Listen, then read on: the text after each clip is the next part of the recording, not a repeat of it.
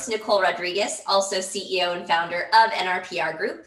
As most of you who've joined us before knows, I love interviewing members of the media, discussing best practices with them, and sometimes I like to throw in little curveballs like today.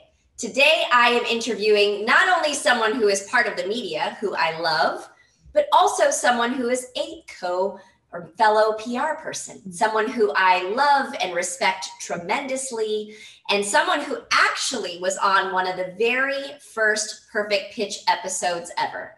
Her name is Deirdre Breakenridge, and she is the CEO of Pure Performance Communications, a strategic communications, media, and technology consulting firm based in the New York metro area.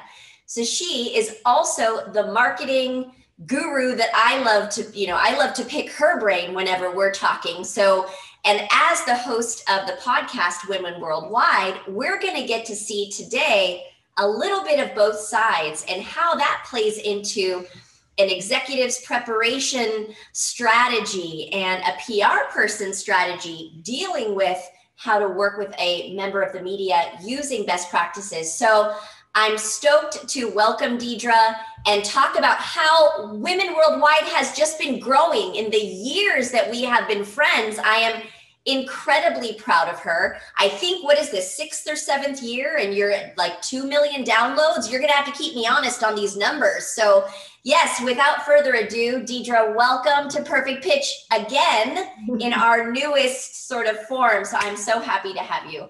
Thank you, Nicole. I'm so happy to be back, and any opportunity to talk with you is just a wonderful one. So thank you for that. Yes. So is it 6 years, or is this all, I think it's 6. I'm trying to time it around how long NRPR has been around, but I think it's 7. We're actually in our 7th year. I can't even believe it. It feels like yesterday we just launched. It was some little experiment. Yeah. It is 7 years, and we're just about at 2 million downloads, which is really exciting. And we just keep creating those shows and sharing amazing stories, and the guests inspire people and give advice. And our audience loves it. Well, I'm so proud of you. I mean, through the years that we've known each other, I mean, one of the things I love about you is that you have just this infectious, positive energy. And your show, it really does. It highlights women in their, in their strongest sort of, this is how I'm conquering the world self. So listening to it, it's also very inspiring. So I love how you just bring that to life, right? So again, we're both in PR. We've both started podcasts. I'd love to know how you decided that Women Worldwide needed to be a thing after being in PR. So how did that start? Well, Nicole, that's one of the things that here we are as PR professionals, and we're always telling our clients, you need to be on media and you have to try different types of media, and it's integrated media. But are we doing that for ourselves? So for me, I always looked at whatever I was preaching, I had to be doing. That was number one. That's why I went from book author traditional in print to also become a blogger, but to be a video instructor. And then when I saw, podcasts, this is a thing, because there was a huge resurgence, I thought, this is a reinvention. This is a way to get out there and not just tell everybody to do it, but to show people. And that was one of the reasons. See, there you go, Gemini sis. We think very, very similarly. I love that. No, that makes a ton of sense. So now, 7 years later, you've had dozens of amazing women on your show. Having to book them, you've also had to work with PR people. So let's start with some of the good things that you've seen. What are some of the good things that PR people are doing to book their amazing female clients on your show? Well, I have some favorite PR people that I work with, and they know who they are, and maybe they'll be watching this episode. It is something about understanding when you are showing up with your pitch that you're capturing the essence of the show what I'm about and what we're delivering to our audience. And you can tell right away the people who get the mission and the way they present their guests, and even they just get right to it. Maybe it's because they know me and they've worked with me, but it's right in that headline, Deirdre, you can talk to so-and-so about. And then I just read that beginning of, I know you have an interest in this.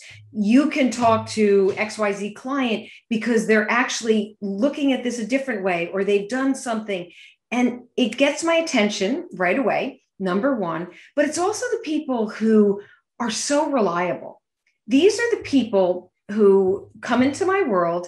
They have a really good pitch, but then one day, Nicole, you're doing podcast shows and they have to be published every week at a certain time. We do that because you get into a cadence and your audience expects it. All of a sudden, a guest can't record. You're short on a guest. You turn to one of those PR people who has been delivering good guests and you say, hey, can you help me out? And on a dime, they present somebody. It's the right person. It's a person you know your audience will love, and they work with you and they get it done. And everything just is so easy and it flows. And there's something about the trust and the reliability factor. We've been preaching it a long time. It works. It's real. Or assets that you mentioned that we get excited about, that your client would love for you to share, but yet you don't deliver them. That's tough. There's no excuse for that. Everybody has hectic days. So that kind of drives me a little crazy. I think trust. I trust you. You trust me. Sometimes with some of the guests, and this isn't all PR people, this is just a few, you have to meet with me first, and then you have to meet with me again, and then you have to meet with me in a pre-call with your CEO, and then we're going to record. No. That is excessive. It's totally excessive. It's way too much. And I know I'm a nice PR media person, but draw the line.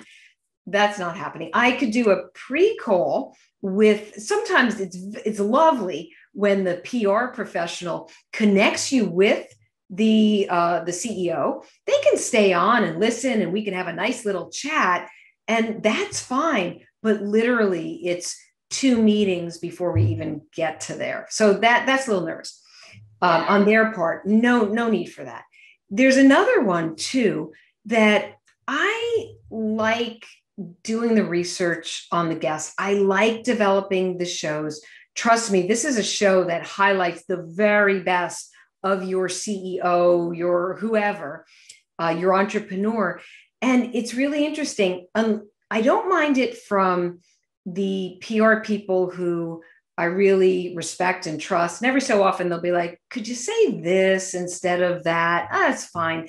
But sometimes you get somebody who wants to dictate your entire show, and you can't even be you. It's almost like, well, if you don't ask these questions, compliance won't let our CEO come on. And I'm kind of like, okay, well, sometimes I don't read questions and things come up. Maybe it's better that the CEO doesn't come on. Those are things that just don't really belong. It's not real. When you're out there in front of the media, train your clients to be able to pivot and move and shift with conversations. There's a lot of tough conversations going on. My show isn't necessarily one of super tough conversations, which makes me laugh. But I think maybe a little training might help. Definitely. And I think it's familiarizing yourself with the show.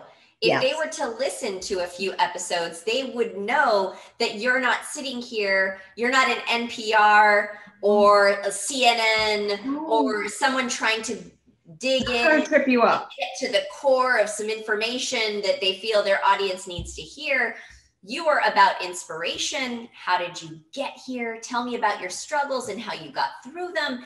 Right. It's inspirational. And if somebody were to just sit and listen to a few episodes, they would see that or hear, that's not your demeanor. That's not how you conduct an interview. So there's really nothing to worry about. But it's the homework, right? That they're not doing it, and which means that they can't guide their CEO. Oh, those are such great points. Oh my goodness. All right.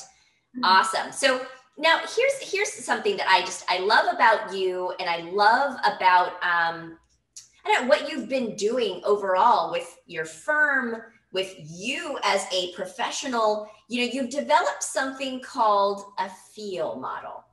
And I'm so, anyway, I just adore you in so many ways. And that to me, I'm like, that is really creative. Like explain your feel model for PR professionals and how they can use it. Okay, so I'll just give you the tiniest bit of backstory so that you understand where feel came from. My stepdaughter, Noelle, chose to end her journey with us in 2018. And when something like that happens, you take a huge pause. It was so heartbreaking. And all I could do was think about how are millennials feeling? What are they thinking? What are they feeling? What is going on with millennials? So I launched a passion project, not thinking it would lead to a big study, a model, a way to help professionals.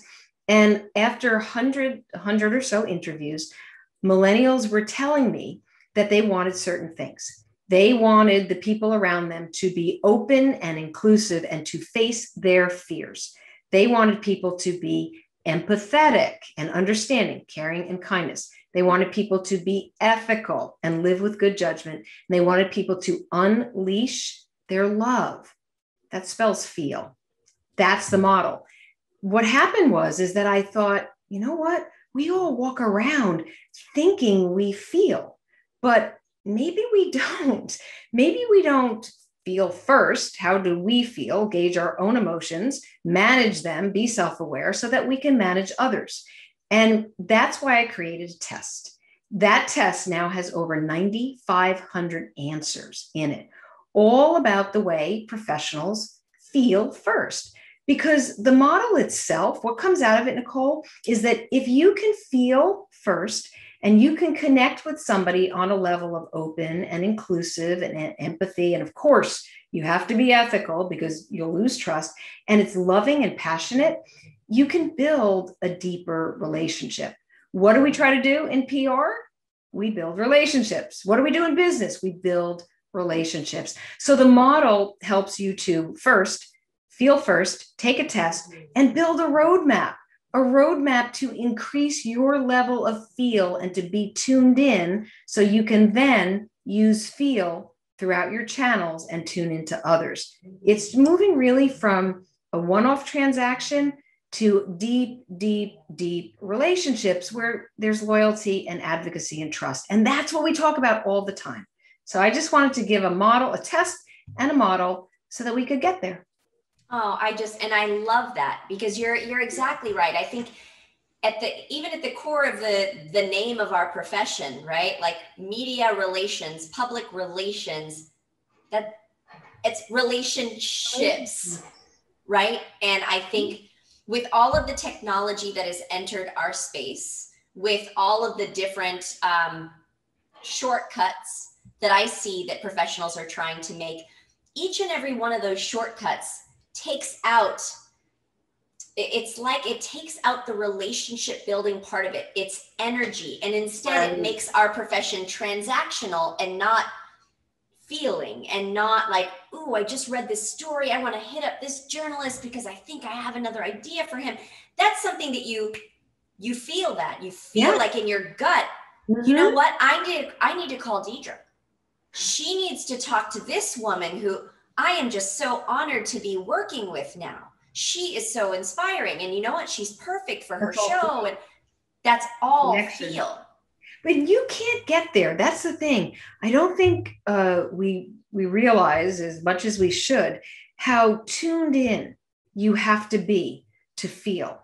And that is something that I now bring to my executive media training and communications and presentation training, that your ability to be clear-minded, it's that calm, clear, concise, that's what gets you. You're so tuned in that you have that energy and ability to tap in and to tune in to somebody else. And that's where the magic happens in the relationship. And the confidence too, right? Yes. That confidence that you are matching the level of energy that's needed in an interview, that you are giving them what they need. It's kind of like, when you're on that date and things are real awkward and it's kind of like, well, what do I say? Should I talk more or should I you know what I mean? And it's like, that's something that you've got to feel out. It's an interaction between two people. And when it becomes purely transactional, that you're not thinking about the other human who ultimately has a job to do. You're in the media, you have a job. Your job is to, report into your audience, to share information with them regarding whatever it is they're trying to learn.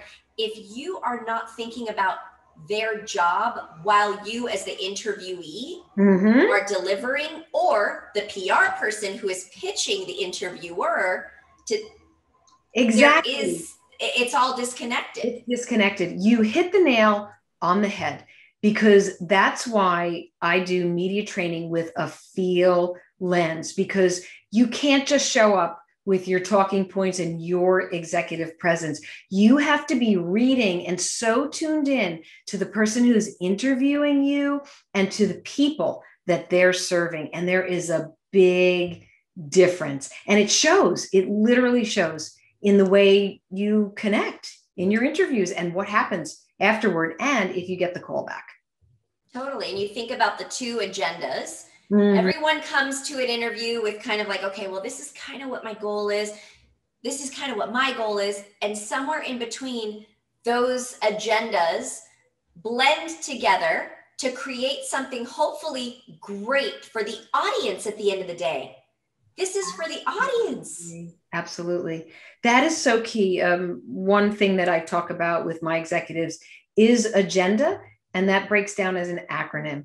It's literally, you come with your agenda, but when you think about the media and the people they serve, you better think about the attitude, the general bias, the education level, the narrative, the data, and how this story affects the public.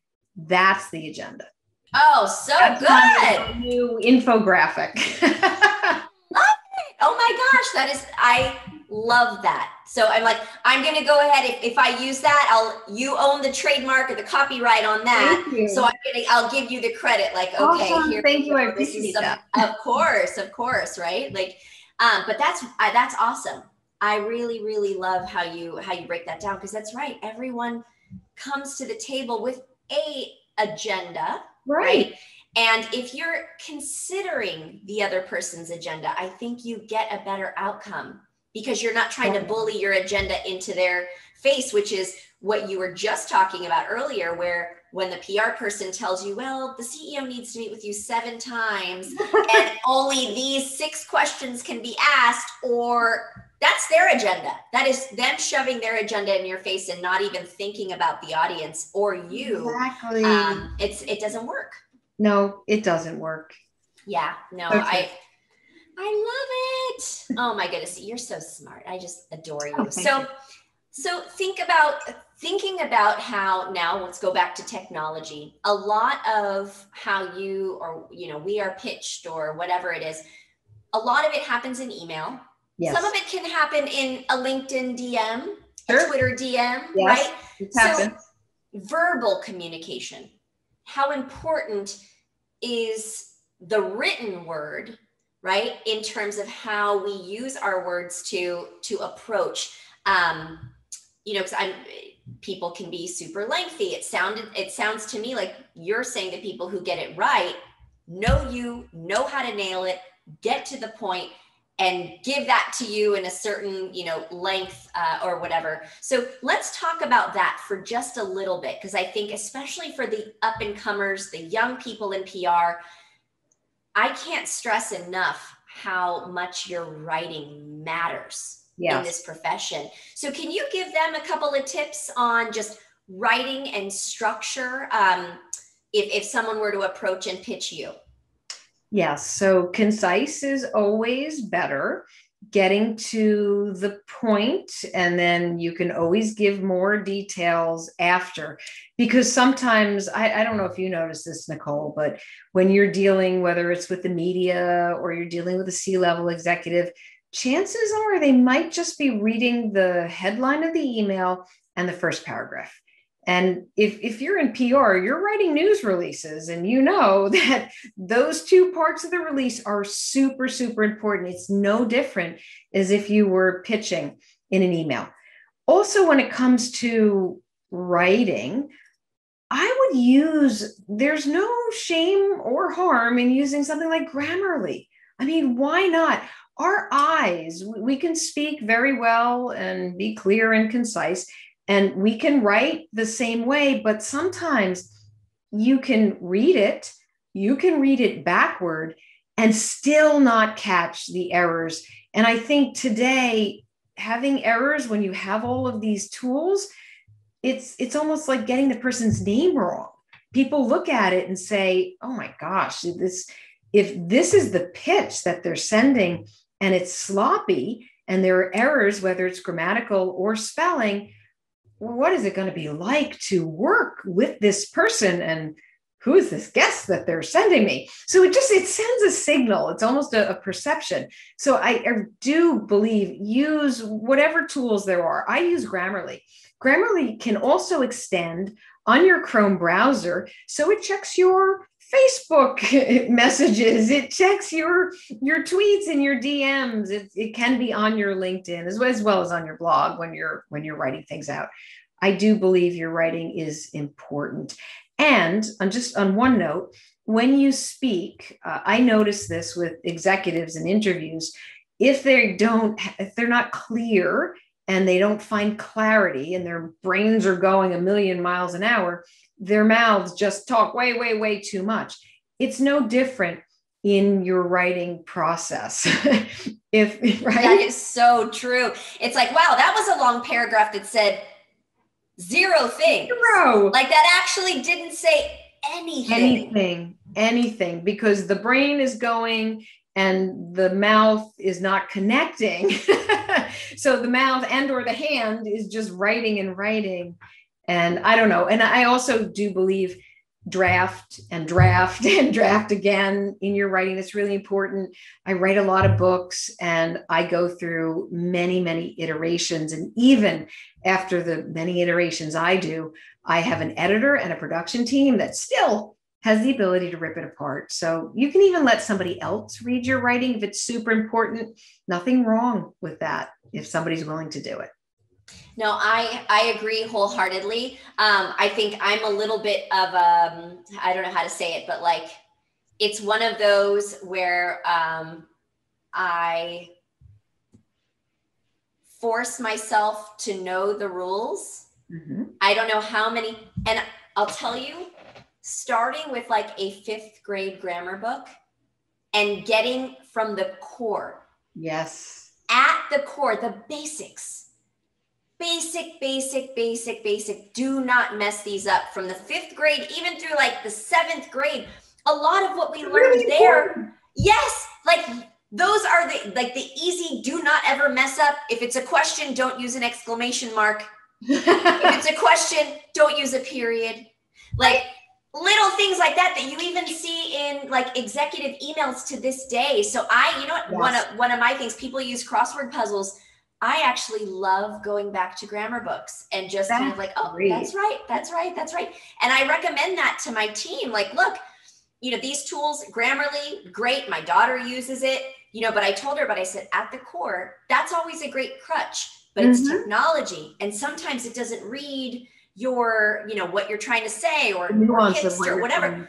So if you know the rules, you'll know exactly how to break them. And when you're breaking them, why? Right? Exactly. So it's using all of those things, but I force myself. I actually kind of love it. I love to nerd out on these grammar books as well. I had no idea. It makes sense because if you think about it, so going back to 5th or 6th or 7th, or maybe even 8th grade, the New York Times apparently is written on the 8th grade reading level. go back and learn these things and see how they're applied. I would also say to PR professionals who are doing a lot of writing, read a lot. It can be books about public relations if you want, but it could be books, it could be memoirs, it could be self-help and motivational books. I just read a biography on Abraham Lincoln, With Malice Toward None. That was an awesome book. Just read, and it helps you so much in your writing and when you speak. And with creativity. Oh, yes, definitely. Yes, absolutely. I mean, a book forces you to use your imagination. When you're using that muscle. It helps you. I know that's definitely been a thing for me from books that I've read. It's like, oh, wait a minute. It sparked certain ideas at work. So I love these tips. Hopefully people are taking notes, and it's so funny. These things are so simple. I think sometimes in life we overcomplicate. Let's add technology in here to fix this problem. And it's like, if you just do this all becomes so much easier. Think about the other person. Don't send an email that has a bunch of errors in it. Read if you need to improve your writing. These are simple, and just so simple. Breathe a lot. Relax. That's the biggest thing. Yeah. I had somebody say to me recently, this is so funny. She said, I like you. You're a PR person and you're so calm and you have such good energy. Yeah. And I thought, well, thank you. But what does that say? Are we not as a whole, as a group, calm? Are we not putting out good energy? So of course I took it as a positive, but at the same time, it took a lot of years I know if you met me 15 years ago, I was much more hyper and all over the place. Now I'm a lot calmer and, in this You're space. Like, I've got it down. It's like, hold on, the whole world could be crashing, and you're like, give me a second. Like, yes, I can. We can do this. Yeah, we've put out many fires. Let's just we'll dump the water on it, and the fire's going to go away. Oh yeah, I think that comes with practice. That comes with having to deal with making the mistakes, and I think you're so right. And it's totally okay to make mistakes. I've made so many mistakes. Yeah. It's just to know what you're going to do with those errors and how you're going to learn from them. And that's probably the best part of the journey. Nicole, as an entrepreneur, haven't you made mistakes? I mean, girl. Yes. Yeah, totally. Yes. PR person, entrepreneur, whoever you are. But it's how you move forward. Yeah. And take it as a learning experience. Definitely. Yeah. Otherwise, the mistake will repeat itself, and you're just going to keep kicking yourself for making that same mistake. And fail fast. Just fail fast. It's okay. Yes. Yeah. When it comes to those little things, I mean, it's like, oh, that didn't work. Hold on a second. And again, it goes back to feeling. Yes, it does. Oh my God, that didn't feel right. You know what? when you're bringing on guests, you probably feel you have. And this is one thing I love about your show too. You have a very let's have one call, me and the person, get to know each other, get our energy going, almost like a warm-up call to your interview to get a feeling for who they are. And that sparks a new question. You probably have felt guests that were like, you know what, I'm not sure I actually want this person on the show. I don't think that they are going to be able to deliver or whatever, or people potentially working with you. Has that happened? And how did you deal with saying, you know what, it's probably not a good idea. Thank you so much for the pre-call, but this isn't going to work. Like, can you walk people through how to politely do that? Yes. Or how you've done it? Sometimes it's just not the right fit. And it's better to be transparent in a kind way, and to also let them know this is an avenue where you could go down, or, I would even recommend to a publicist, because I am a PR person. I understand that it's really hard when your client thinks they're getting on this show, but it's not the right fit. So what I do is I will recommend, and if I have a friend who has a show that is a really good fit for that client, let me make a connection. Because ultimately, to bring the person on the show and it's not a good fit, that's going to make them feel uncomfortable. It's in their best interest. That's probably one of the kindest things a media person could do, even though as a PR person, we might not realize it at the time. Because if you make your client feel uncomfortable, they're going to be really unhappy with you at the end of the day. So that's kind of how I navigate it. And if there are opportunities to do other things together, I'm always happy to do that. That's how I navigate those waters. And it seems to work out.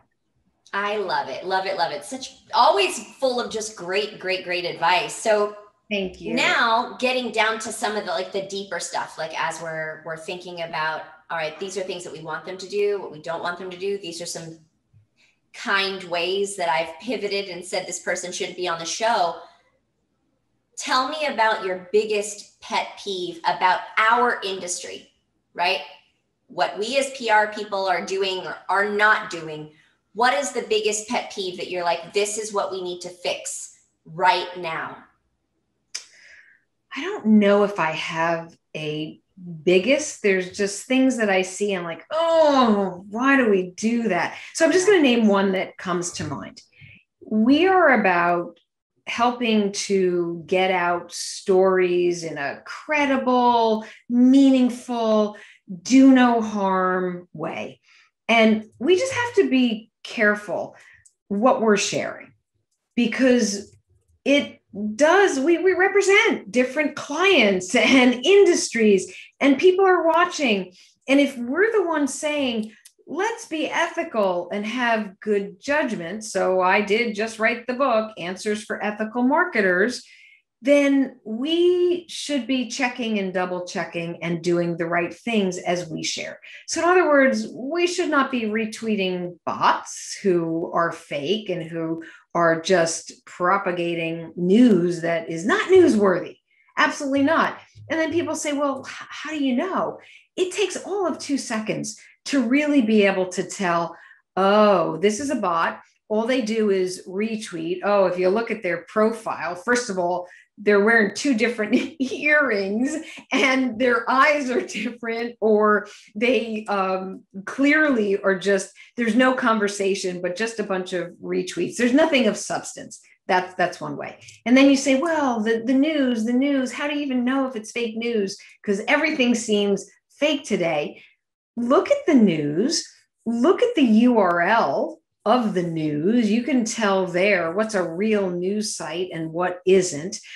Make sure that there are real studies and real statistics, and they link to sources, and not the many people, but there's actually experts who are quoted. So for all the things that we're supposed to do, it is a pet peeve if we're out there sharing things that don't represent what would be news and meaning and what is good for our. I agree. Oh my gosh, wholeheartedly. It's, and I think it also, you kind of hit the nail on the head with, it takes all of 2 seconds to double check that something has credible sources. Mm-hmm.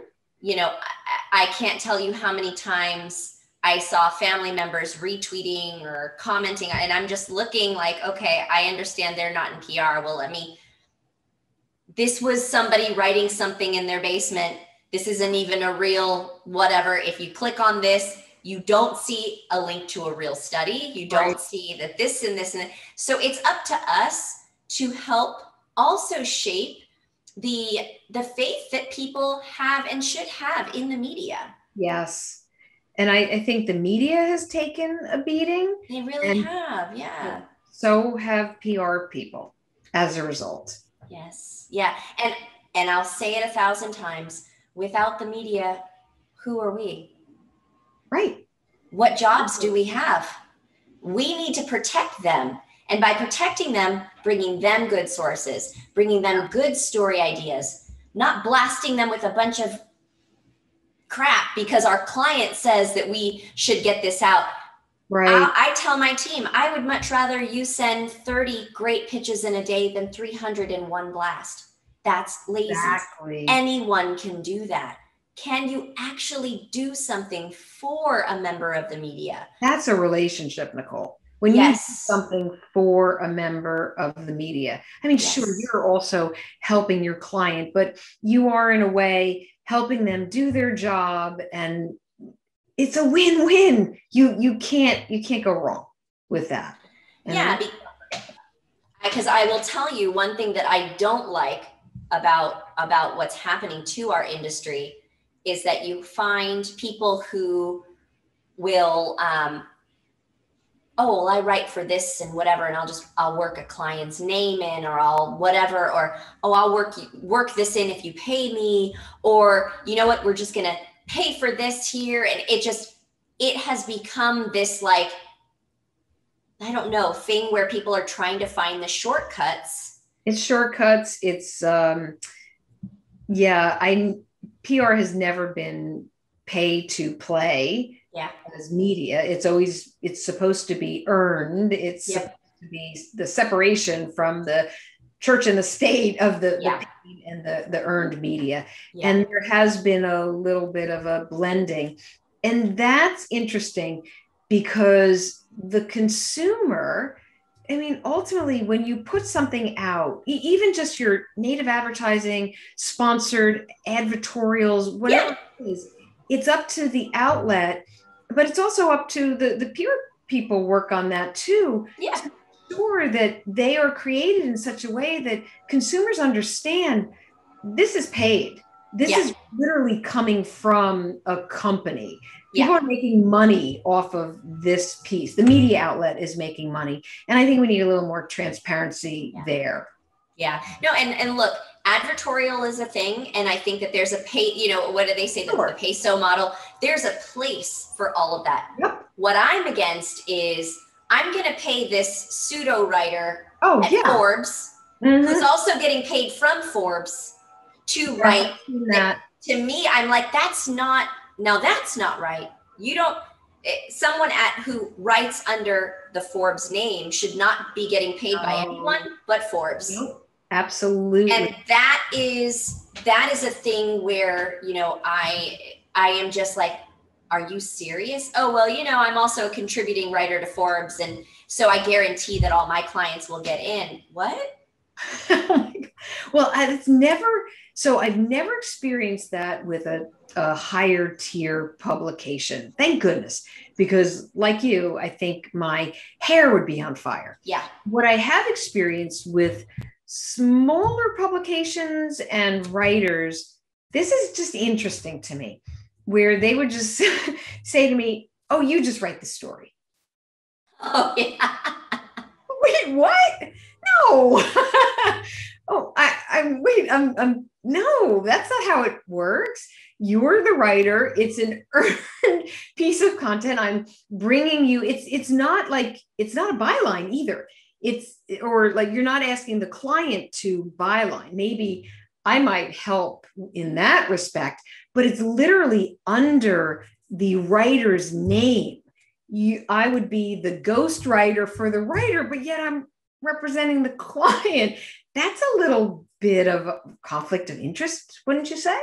Sure, sure. And I think that, again, there's so many now, like, different blurred lines with citizen journalism and people being able to create their own mediums for, whatever that, usually, yeah, it's like, hey, just have him do a byline, and that's fine, right? That's We will fine. write the byline for the executive. That's not a big deal. That's great. But yeah, no, more often than not, that is the feedback that we get. And I would say, to some outlets' defenses who trust us, that it's like, I'm slammed, I will edit it, but if you want to please just write it for me, I'll put it. Okay, great. As long as I know that you are going to then massage it from there to make sure that, and then from them. Yeah. It has to be theirs. You're right. If you know the person really well and they just want you to help out and get a framework. Like, okay, it's my blog, sure. That's fine. That's fine. But you cross a line if They literally just let you write for them and they publish it and you become them. That I would recommend. Don't do it. Don't do it. Or, and make sure that it doesn't sound completely advertorial for your client. Because then at that point, it's like, okay, then this is a sponsored or whatever it is. But there's so many different things that are happening that I want even clients to know that if someone says, we can guarantee, because I write for Yahoo Finance, or I know someone over at ABC, or I know someone at this big major media person, where if you pay me X amount of dollars, we're just going to write that story and get that in. I don't even think that some of these big media outlets know that. I don't think that they know that some of these quote unquote writers are, and so it to me, it's like they're double dipping on, oh, I'm a PR person, but I'm also a media person, and the media outlet that pays me doesn't know I'm also getting paid from this person. There's a lot of that going on. Like to me, that is the part that I'm like, makes your head spin. Right? Yes. Because look, I contribute to Forbes. I contribute to Entrepreneur Magazine. I tell my clients zero, like, please don't count on me writing you in. That's not what my commitment That's not what it's about. That's not what that's about. So, and I just think it is how some people are like, well, this is how I do PR, but that's actually not, one, it's not right. And that's not PR. Right. It's cheating. There's a word. There's the word. Fascinating. Yes. Yes. So, oh my gosh, I could talk to you forever, but I know we're running out of time on this episode, but as a fellow PR person that I trust, you have so much integrity in your work. You really inspire me so much. And I love whenever we have really great women that we know could, just work for your audience and inspire your audience. We know to go to you, and that has just been awesome. But in our last few minutes, I want people to know where they can find you, what it is you want them to know. Are you promoting anything specific? Please, this is your time to just let us all know so that we can support you in every way and follow and like and do everything you need us to do. That is awesome. So thank you. Okay, I am on Twitter, and you can find me there at Deirdre Breakenridge. I'm also a LinkedIn learning instructor. So I have several courses on public relations and marketing. So you can find my video courses, check them out. And of course, connect with me on LinkedIn and go to the DeirdreBreakenridge.com blog. I have a whole section of DIY resources where you're going to see all of my books, articles, everything about feel and models and agenda and things that I've written on. And I think right now I did just publish Answers for Ethical Marketers. Check that one out. And just one little plug for my children's book, which is also all about feel, A Whisper from Noelle. It is in the memory of my stepdaughter. All proceeds go to charity, everything. So maybe they'll want to check that out as well. I love that. And I love you. And thank you so much for being on the show. But yes, as always, and I had no doubts that this was going to be a great discussion. So thank you for taking the time out of your incredibly busy schedule. And I cannot wait to see you when I'm in the New York, New Jersey area. Got it. Getting to break out and visit. But it'll be, it's going to be exciting to just give you a hug post-COVID, and actually see you. So I'm definitely looking forward to that. And for those of you who tuned in to another episode and got all the way to the end, because all of this information was just it was just hitting, and you've all been taking copious notes. Thank you. Thank you. Thank you. Thank you for supporting Perfect Pitch. Be sure to subscribe on iTunes, Spotify, Google Play, if I'm remembering all of them, and YouTube, if you haven't already subscribed, if this is where you're watching, because there will be plenty more great guests like Deirdre. But thank you. And for more information about Perfect Pitch or NRPR Group, you can visit our website at nrprgroup.com. Until next time, thank you so much, Deirdre. You're amazing. Thank you so much. Thank you.